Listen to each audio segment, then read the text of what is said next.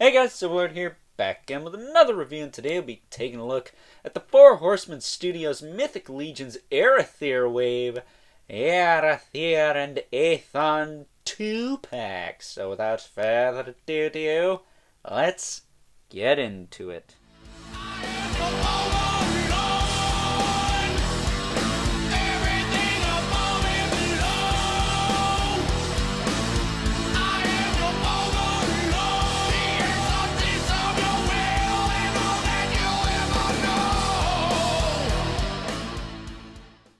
Alrighty guys, as I said before, today we are taking a look at the mighty Arethyr and his trusty steed Aethon.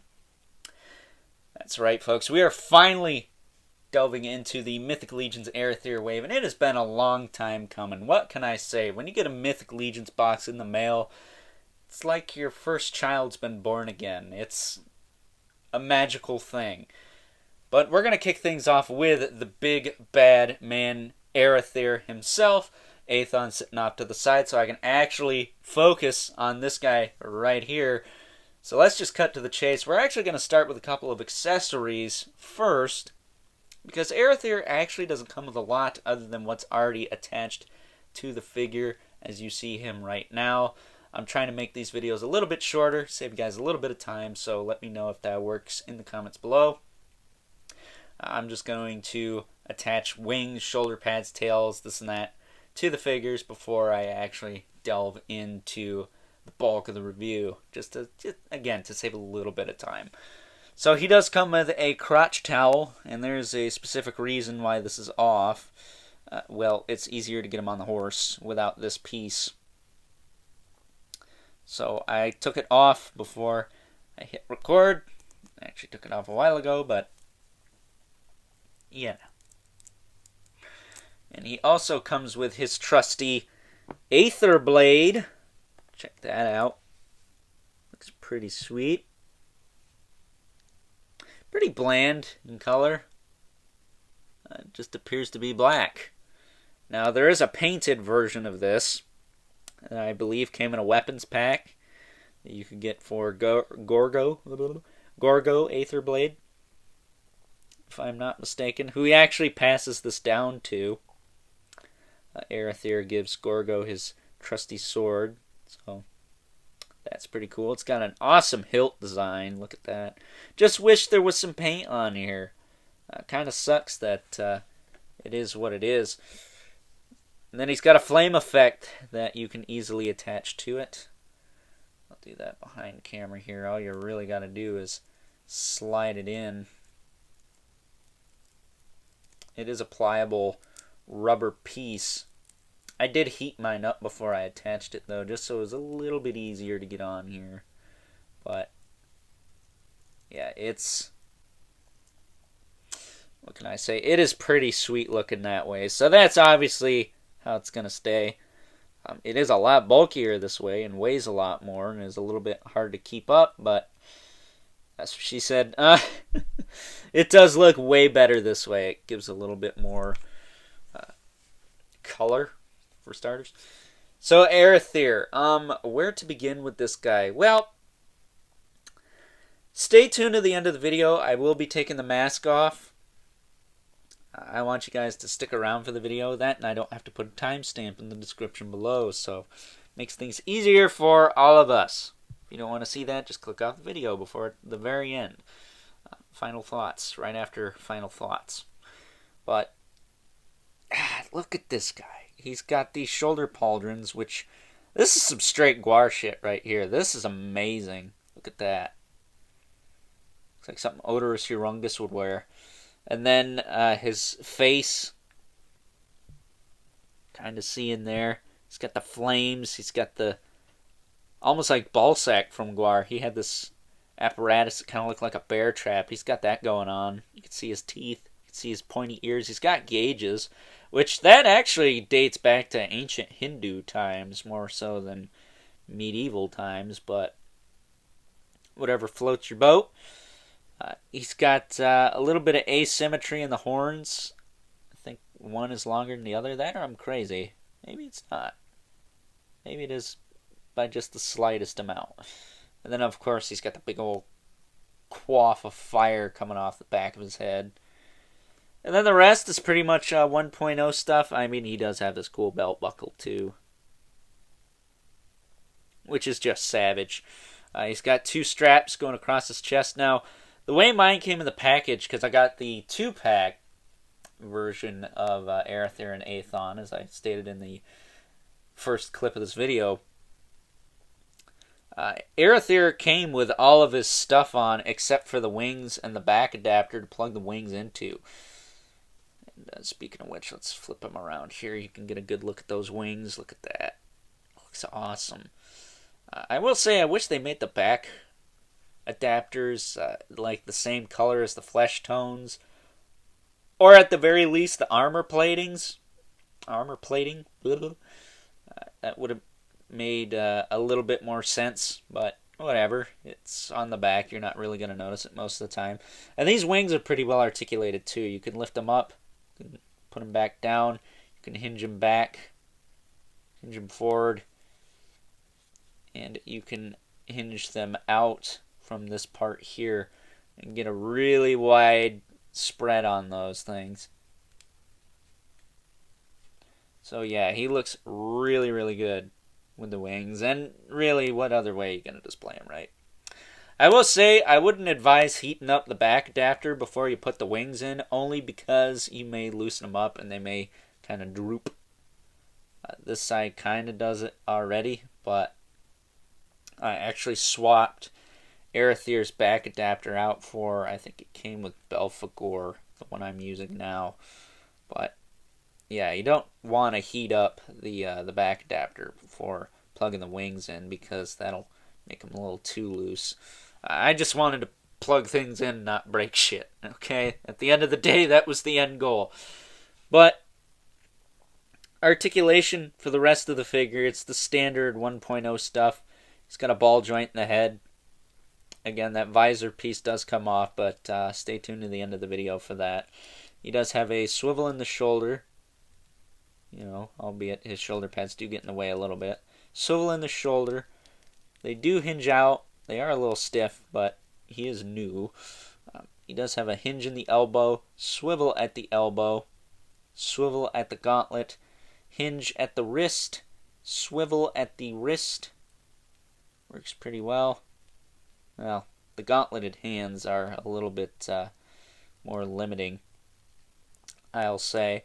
He's got a ball joint in the torso, which I fear is just going to get super floppy and loose over time. It already kind of is, just because of all the weight from the wings, so I kind of wish this was just a swivel, but what are you going to do?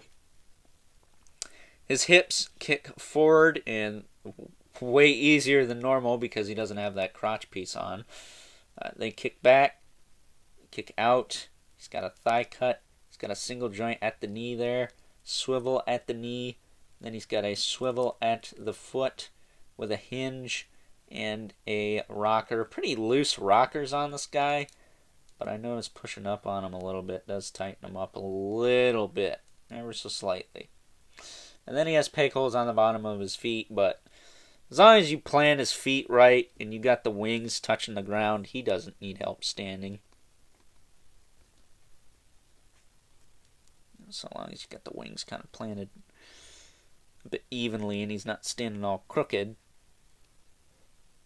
He is tricky to stand, though. He will stand. He's just tricky to get standing. There we go. So there's your lot for Arethyr. He is awesome. He looks fan-freaking-tastic. But before we move on to Aethon, I think we should take a look at a few size comparisons with this guy first. Taking a look at some size comparisons, here is big bad horseman himself, Arethyr, next to a couple other figures from this wave, which we will be looking at over the course of the next couple of days. We got old Belphegor and Malifar. Up next, here he is next to a couple other demons from the Mythic Legions line that I currently have. We have Zarya from the Advent of Decay, And of course, the infamous Zaza from the previous All-Stars wave. These guys have a lot of cloven-hooved characters. Kind of surprised they didn't give Arethyr cloven hooves, but I guess he's got enough going on, doesn't he? And last, but certainly not least, got a two regulars, Brother Mandibulus. And don't get it twisted, Arethyr here is pretty freaking badass. But Brother Mandibulus here will always be the mascot of this channel. And then, of course, we have the infamous Mortal Kombat 11 Spawn, who, I'm not going to lie, doesn't look like he'd win this fight. That doesn't happen often. But with that being said, we are not going to be wrapping things up with final thoughts because we're going to be moving on to the Mighty Aethon. Moving on to Arethyr's trusty steed, Aethon. He does actually come with a couple of accessories. He's got two of these. Two of these. I only have one of each right now because, well, it's less time consuming. But he does have some loops on his saddle here. You could easily slip these into. You can do that, or pop that out. You could put it in this front one here. Whichever you so choose. Same thing with the shield, or shields. Like I said, he does come with two. You can easily slip that in here. I think that looks kind of cool. I would have liked maybe 4 shields instead of the swords, but I'm not sure if there's an official configuration for this, but hey, he won't be getting shot in the ass anytime soon, will he? But he does come with that. These shield handles do not come out either. Do not try and take these out. You will snap them. I didn't break mine, but I can tell you right now, I gave them a good little tug and they did not move. He also has this little saddlebag here, which does peg onto the back of the saddle, but we're going to leave that off because it does tend to fall off, and, well, that's just annoying. So, Aethon, pretty massive beast. I don't think I really need to do size comparisons to a regular Legion's figure, because it's obvious he's going to be bigger. But here he is next to Brother Mandibulus, just to give you an idea of what we're dealing with here. I mean, it's obvious he's massive. So we're going to compare him to both an ogre scale figure and a troll scale figure, because it's blatantly obvious he's going to be bigger than your standard Legion's figure. So, with that being said, he is quite articulated. And I did actually get him to stand on his hind legs, not with Arethyr on his back. Unfortunately, not stable enough to do that. Maybe if he had some stands, some fishing lines, some whatever, rig something up, you could get it to work. I'm looking forward to seeing someone do that because I don't actually have the means to do that right now. So, getting up close and personal with old Aethon here. Look at this face. He is not, I can't stress this enough, not happy to be here. He looks freaking pissed. That's gnarly. If you saw this thing coming at you in a dark alley, you wouldn't be able to run away because it'd just kill you. He's got this flaming mane piece, which the mane, the head, I believe the bridle here, and the saddle are all removable to an extent. I'm not sure about the neck. Maybe the neck is too, because again, they are giving us a centaur with this base, essentially, not with the flames and stuff, but there is a regular horse in this wave, which I do not currently have, that they are using for that. He does have this giant metal chain here, which this thing is just, this is like Spawn status right here. This is a giant metal chain, absolutely massive. That's what Arethyr holds to kind of drive him around. I think they could have maybe made this a little bit shorter. I don't know. It doesn't go too far back, but I think it could have went maybe to here. I don't know. Maybe it's appropriate, but it seems a bit excessive, but I could be wrong. But articulation on this guy, he's got a big old honking ball joint in the neck. Be careful with this mane, though. You don't want to pop that off. He's got the same thing going in the head here, which can pose around. You can rotate it as well. And he can tilt up and down a little bit as well. I will say it is a little gappy, but I might not actually have the head plugged in all the way. I took it off to adjust where this chain was because it was kind of off kilter, but I may need to tweak that ever so slightly. His hips, or his legs, I should say, his front legs, do have hinges that move forward and back. They don't go in and out, but he does have, I guess, a bicep swivel, as well as a single joint at the front knee, as well as a swivel at the front knee. And all the hooves have the same articulation. They do hinge back a little bit. They do hinge back forward. They all have rocker joints. It's a little tricky to get to them, though, because they are relatively stiff. I mean, the joints on this guy have to be pretty stiff to hold up that big-ass Arethyr figure, so I completely get it. His hips on the back, though, they do move back and forward. They are on ball joints. I kind of wish they weren't. I think he would have been a little bit more stable if they weren't, but whatever. You can pose him around a little bit. He does have a hinge at the back knee, and then he's got a hinge here, or a swivel here, and then he's got a hinge down here, as well as a swivel, and then he's got the same kind of rocker joint system in the back hoof there. Again, it's kind of tricky to get him to stand, but it can be done. And then his tail rotates and hinges up and down. I didn't have any problems with mine. Some people got sticky joints, but mine's tail at least is okay. I don't believe there's any joint up here. I think this is all one solid piece, so yeah. Will be cool when we get that centaur in hand to see if he can tilt back on his hind legs to some kind of hi-ho silver pose. Lone Ranger for anyone who gets that reference. But yeah, with that being said, that's pretty much Aethon in a nutshell. Try to keep this as short as humanly possible. It is very difficult because we are working with a lot here. But with that being said, it is time now to take a look at a couple, actually, size comparisons for Aethon here. Taking a look at the first size comparison, here is our old trusty steed Aethon next to an ogre scale figure in our infamous horseman Equidron.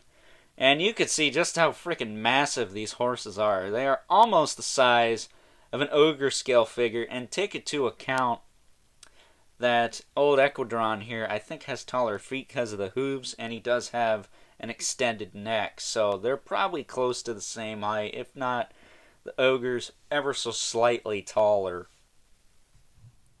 And last but not least, for our troll comparison, here's old Aethon next to the Stone Troll 2 from the previous All-Stars wave. Sorry about the shaky cam, but what can I say? These trolls are massive, but you can tell that Aethon is no slouch either. So with that being said, I think now it is finally time to wrap things up.